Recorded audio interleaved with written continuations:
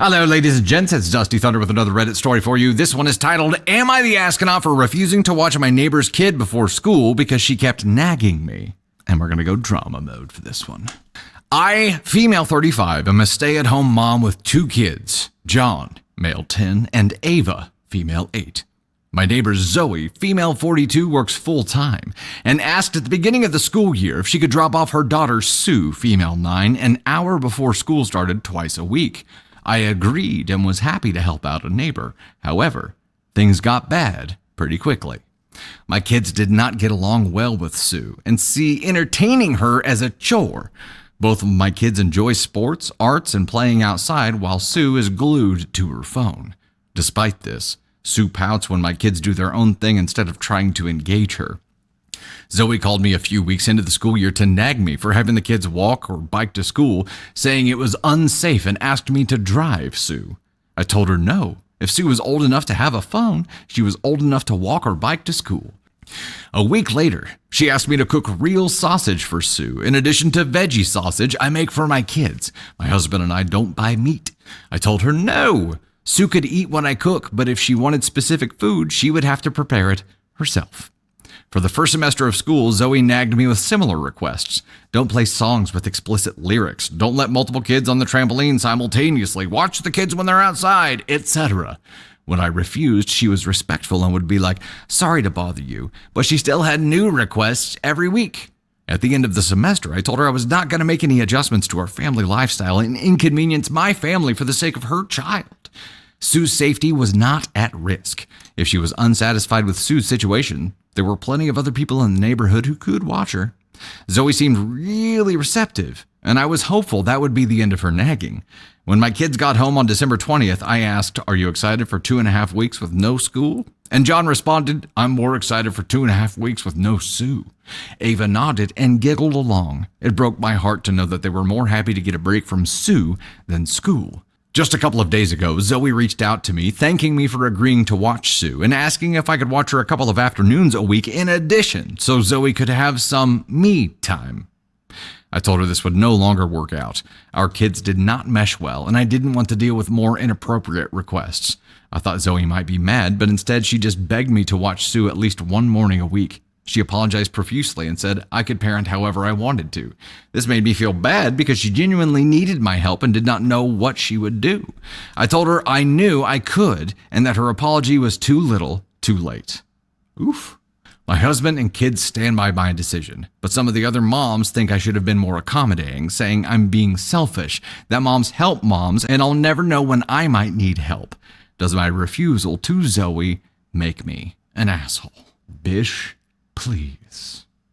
Okay, I'm going back to base mode here because I will no longer be dramatic reading. I'll be just chewing ass. Sausage redemption up in here. It sounds like one of those costumes they would have at Spirit Halloween. They have this whole section that's like dirty adult costumes. I should stop. That's the look you get. First of all, the other moms think you are acting too harshly. I'm going to roll the dice here and say that by the other moms, you mean the other moms in the neighborhood. You mean the other moms that are about to get a phone call from her where they're pressured into watching this kid. Their opinions matter not. They aren't in this situation. Even if they aren't in the neighborhood, they aren't in this situation. They don't know what you've gone through. Even if you've told them, they haven't gone through it.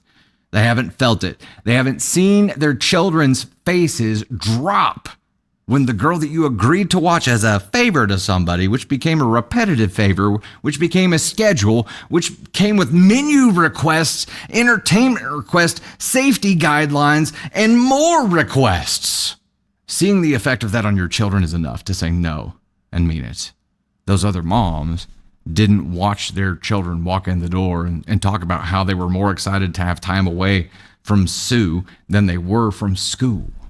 Those other moms didn't get one request after another, after another, after another. So I'm sorry, but I don't give a flying veggie burger what those other moms have to say. I know what I've been through. I know what my boundaries are, and I know that I've already allowed this person to break them at the cost of my children's happiness. No mas. That's it. You are not the asshole. You gave this person so much of your time and your children's time, and they were never going to be satisfied. I don't understand how somebody this polite could have this many extra requests unless Sue went home every damn day and was like, please, Mom, just call her and ask her not to play that song again. She was letting people jump on the trampoline without watching them. Oh my God. You have to put a stop to that now. Message her. Unless Sue was driving the boat on this, I don't understand it. I don't understand how she calls and is like, I'm sorry to be a bother, but... Also, how would she know all these things unless Sue was going home every day and giving her the daily report with all the things she saw done wrong? I'm sorry, ma'am, but tell your little bitch-ass daughter that the free childcare we're providing does not come with caviar. It is not a menu. It is not customizable to your liking. I'm sorry. This is not the Spotify of free childcare. You get what you get. You don't throw a fit. Tater, ladies and gentlemen, for the very first time this evening, the always gorgeous, hilarious, smart as hell, and shaking her head no at me, Candy Thunder. I wouldn't sacrifice my kids' happiness to help someone out that was dictating to me what kind of sausage I could use in my breakfast. Like, that's not what I would do. I don't know. Why is sausage a thing right now? The storms, some kind of sausage costume party. It's all happening. I just wouldn't want to make my own kids uncomfortable. And I think it's really important if you're going to watch kids and you have your own at home for those kids to mesh so that your kids' safe space continues to be their safe space.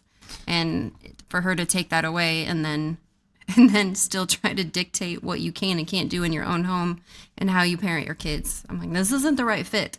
So one of the other moms that are trying to shame you for doing what's right for your kids can step up and help out with Sue. Little Susie.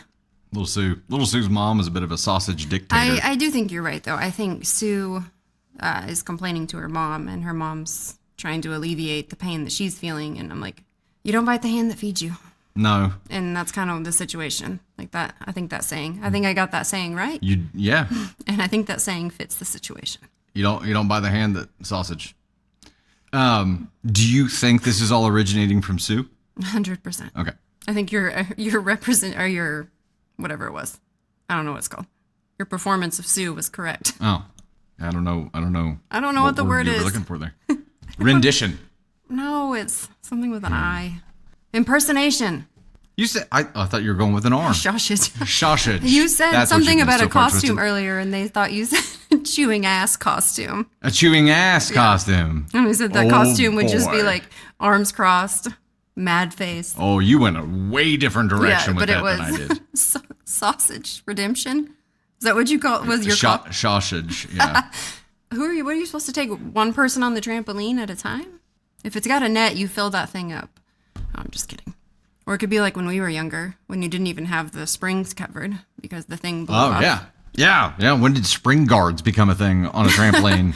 I think they were always there. I think they only lasted like the first year that you had the trampoline. I saw a girl fly off a trampoline and break her leg. I did not see that. That's the kind of shit that happened in the 80s. But I'm pretty sure we all have back problems because we jumped on trampolines in crazy way. That's true. Whiplash repeatedly. That's true, yeah.